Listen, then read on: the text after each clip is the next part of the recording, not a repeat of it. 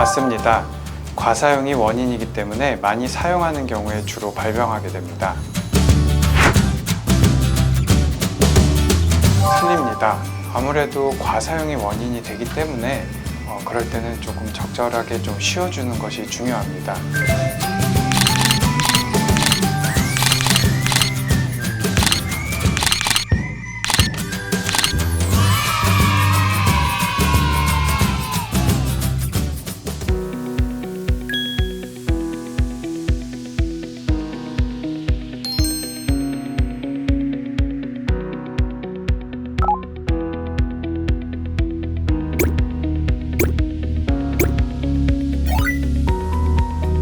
상과염은 근육이 뼈에 부착되는 힘줄 부분에서 여러 가지 이유로 염증이 생겨서 통증을 일으키는 질환을 말합니다. 아무래도 증상이 잘 낫지 않게 되고 만성화되게 되면 이제 치료에도 점점 더 반응을 하지 않게 돼서 삶의 질이 점점 떨어지게 됩니다.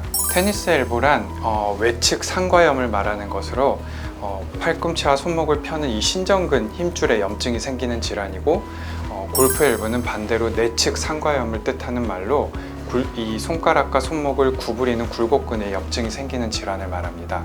상과염의 원인은 과사용입니다.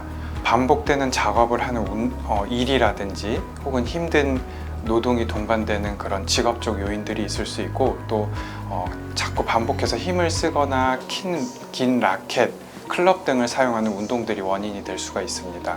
힘을 쓰는 일을 하시거나 혹은 또 꼭 그렇게 힘을 많이 쓰는 일이 아니다 하더라도 좀 자주 반복되는 일을 하시는 분들, 그리고 또 요즘 같은 경우는 이제 핸드폰의 무게도 상당히 무거워지고 있는 추세이기 때문에 그런 여러 가지 이유들로, 그리고 또 운동을 즐기는 다양한 분들이 계시기 때문에 점점 환자의 이 빈도수는 좀 늘어나는 추세라고 할 수 있습니다.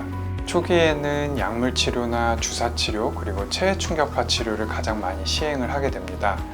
약물 치료는 소염 진통제를 포함하게 되고, 증상을 완화시켜서 일단 지내는 걸 좀 편하게 하는 게 한 가지 목적이고, 또 하나는 이제 스트레칭 등 다른 동반할 수 있는 재활 치료를 조금 더 용이하게 하기 위해서 사용을 하게 됩니다. 보존적 치료에 반응하지 않는 만성적인 환자거나 혹은 MRI 검사에서 힘줄에 파열이 동반되어 있는 경우 수술적인 처치가 필요하게 됩니다.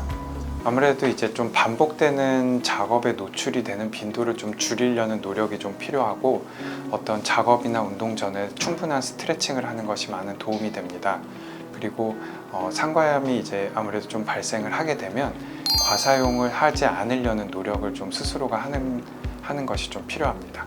아무래도 과사용이 원인이기 때문에 팔꿈치에 어떤 무리가 되는 동작이나 활동들을 하는 게 없는지 한번 살펴보는 것이 중요합니다.